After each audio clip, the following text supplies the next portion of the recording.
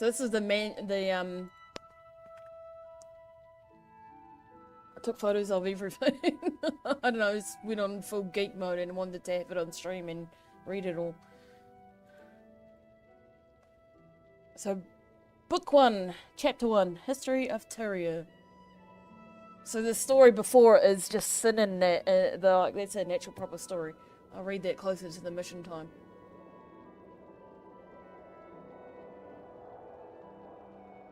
History of Tyria. It was almost 3,000 years ago that a race of serpents stepped out of the rift onto the soil of Tyria. I might have to actually bring the book out to read it better. It was almost 3,000 years ago that a race of serpents stepped out of the rift onto the soil of Tyria. Unlike ordinary serpents, these moved upright, used language, and adhered to an elaborate culture. They had been summoned by the old gods, brought to this world to be the custodians? I don't know. Their task: shepherd the other creatures of the land through this time of transition, while the gods continued to create the world around them. From the tarnished coast in the west to the Bay of Sirens, now called the Sea of Sorrows, in the south, from the far eastern reaches of the Crystal Desert to the Giant's Basin on the northern coast of Kryda, Tyria flourished under the protection of these mystical creatures. The serpents were the protectors of the land, the keepers of knowledge, the teachers of all things, and during their time the world was in balance. But then a new race of creatures was birthed upon the world. Tarnished Coast, isn't that the Zora area? Yeah, I think it is.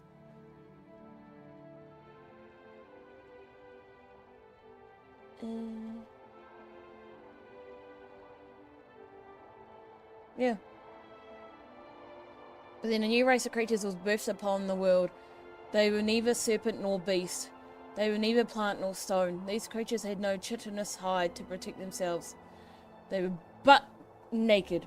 They had no claws to tear flesh. They arrived naked. I didn't actually know that it was in there. I don't remember the actual bits of this. They arrived naked and defenseless, except for one thing, their desire for control. This new race of creatures was none other than us humans.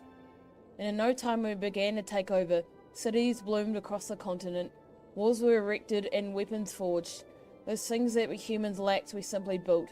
We didn't need tough hides nor rending claws. We could make metal armor and sharpened spears.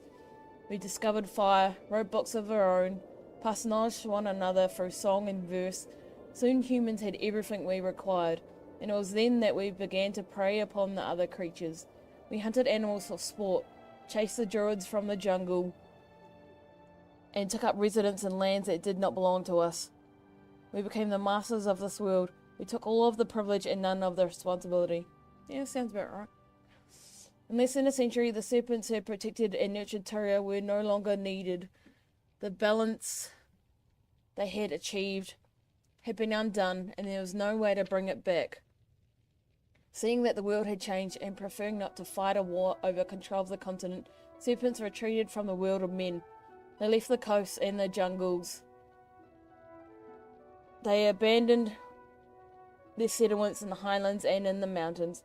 Even the newcomers be. The serpents went to live in the only place where we humans did not, or could not, the Crystal Desert. The serpents being the,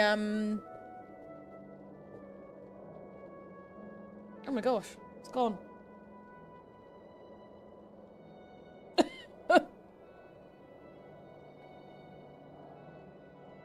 The sages or whatever? What's the word for them? Despite the serpent's retreat, the gods never halted their work creating a world.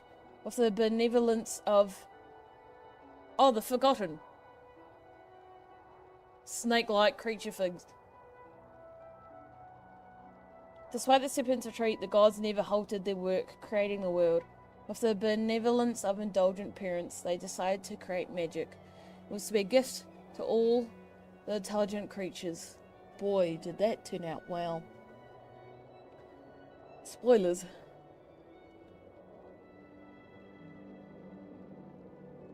Meant to ease a life of toil and make survival a less arduous task.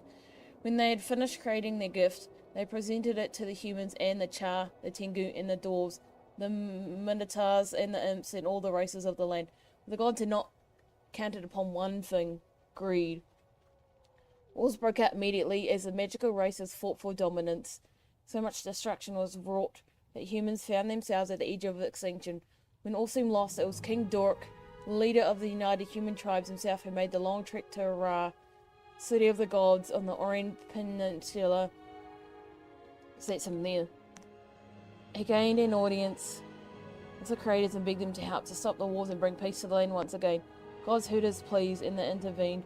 Forging of the world was complete. As their final act, the gods gathered back their gift of magic from all the races and trapped it inside a tall stone. They smashed the stone into 5 parts, 4 equal but opposing stones of magic and 1 keystone. Without the keystone, the other 4 couldn't be reassembled. Isn't it the staff? The keystone?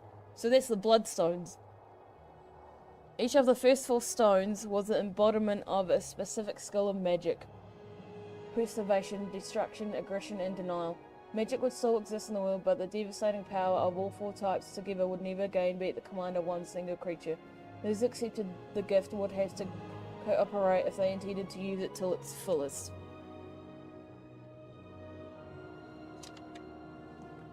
Sorry, this is a lot of reading. A lot of reading. The gods told King Dork that since he'd asked for peace, he and his descendants must carry the burden of protecting the stones. As an additional precaution, they used a drop of King Dork's blood to seal each of the stones. Then the stones were dropped one by one into the volcano off the southern shore of the kingdom of Kryta, the Ring of Fire, and the gods left this world forever, confident that they had balanced out their gift and circumvented greed. Things were good for a time. No one race gained dominance over any other, and the world was once again at peace. Over the next 100 years, the human kingdom prospered. Powerful groups grew up within each nation. These were known as guilds. It was these guilds that held the real power in Tyria. Though there were kings and organizations that made the laws and regulated the land, it was the guilds that enforced these laws or didn't as they saw fit. As these guilds grew, their influence began to overlap. So there's actually a proper player guild entwined into the lore of the game that helped, I think, kill Devona's father, being the NPCs, but it's the name of an actual player guild, and I thought that was quite cool. As is ever the case of peace, it once again came to an end when the volcano erupted, spitting out the 5 stones and scattering them across Tyria. The magic they embodied seeped out into the lands around them. Though the bloodstones, as they are called, have never been reunited, the power that they possess was enough to reignite the desire for power in the hearts of men. The struggle for power commenced, and a gang war broke out. This time, though, the humans were not united. The guilds of the 3 most influential kingdoms of the continent battled each other for supremacy. Kings of Ascalon, Kryta, and Or were not powerful enough to stop the conflict. The armies of the guilds were even more powerful than those of their own home nations. The guild wars raged for decades, fueled by the desire for power and the influence of the Bloodstones. Never did the peace accords last long.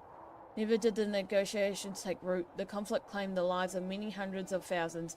It uprooted families, made neighbours into enemies, and soured the relations between the human nations, perhaps irrevocably. But the battles continued, each with a winner and loser. No one nation ever gained enough power to fully dominate the other two. Slowly over the course of years, the wealth of each nation diminished. The people grew weary, and the armies grew weaker as the constant fighting took its toll. Eventually, as all things do, the wars did come to an end. But it was not the words of the silver-tongued peace negotiators or even the rough hand of a conquering hero that ended the guild wars. The resolution was instead brought about by an even greater war. A war brought by the Char at unprecedented numbers. The beasts from the north swept down through all 3 human kingdoms, Ascalon, Or, and Kryta, broiled in conflict with one another for more than 50 years, dropped their grudges and turned their attentions to defending their borders against the new threat. So this is the pre-steering. And it's before the pre-Syrian. No, I got it right. Each kingdom dealt with the invasion in a different way. Escalon stood their ground, having no place else to turn. Though their forces were depleted, they managed to rally behind the Great Northern Wall, but their defense was short-lived. The magical battle that would eventually be looked upon as a turning point for Escalon, now referred to as the Searing. The Char brought down fire and brimstone, destroying everything on the open plain for hundreds of miles. The magic scorched the ground and the human cities as they swept through the wall and moved on to Ur. The surviving humans of Escalon have since retaken the wall and have held it against periodic attacks, but there is little left of this once prosperous empire. Ur was another story. To stop the invading army, the king of Ur's personal advisor and sage turned to the powers of dark magic. Venturing into the vaults far below the marble street of Ara, he unrolled a forbidden scroll and read the words he found printed there. The resulting explosion sank the entire peninsula and sent enough dirt into the air to blot out the sun for 100 days. Though the Char never reached the hallowed streets of Ara, nearly every citizen of Ur was killed that day. Unable to keep the Char out and lacking magic powerful enough to push him back, Kryder turned to a man named Saldir Leso, his promises of unseen gods coming to aid in the war. Whether it was luck or truly the invisible hands of some new gods, Kryder managed to push back the Char invasion, banishing the northern beasts back from whence they came. The dust from this conflict is beginning to settle. Perhaps in the next age we will glean knowledge from our past mistakes. Perhaps we've learned when it's time to put away our hatred and simply work together. Or perhaps we will do what all nations in the history of the world have done, look blindly away from our past and proceed to unleash a new and more terrible plague upon our land. Let us hope this is not the case. Let us hope that we've learned our lesson. Excerpt from the History of Tyria, Volume 1, Thaddeus Lamount, historian. The Movelian calendar. The Movelian calendar, named after Grand Patriarch Movil, first high priest of the Church of Dwayne, begins counting years from the moment the gods left Tyria. This event is known as the Exodus. Years before this date are labelled BE, before the Exodus. Years after this date are AE, after the Exodus. Years prior to the year 1 AE countdown getting smaller as they get closer to the time of the Exodus, just as they do in the Gregorian calendar. There are 4 seasons of 360 days in the Movelian year. Season of the Zephyr Air, 1 to 90 days. Season of the Phoenix Flame, 91 to 180 days. Season of the Scion Water, 181 to 270 days. Season of the Colossus Earth, 271, 360 days. Timeline. The calendar starts at year 1 AE, the first year after the Exodus. 1072 AE, present day. 1071 AE, Bay of Sirens is renamed Sea of Sorrows. 1070 AE, Guild Wars end. 1070 AE, Char invade human kingdoms. 1013 AE, Guild Wars begin. 898 AE, Great Northern Wall is erected. 851 AE, Lord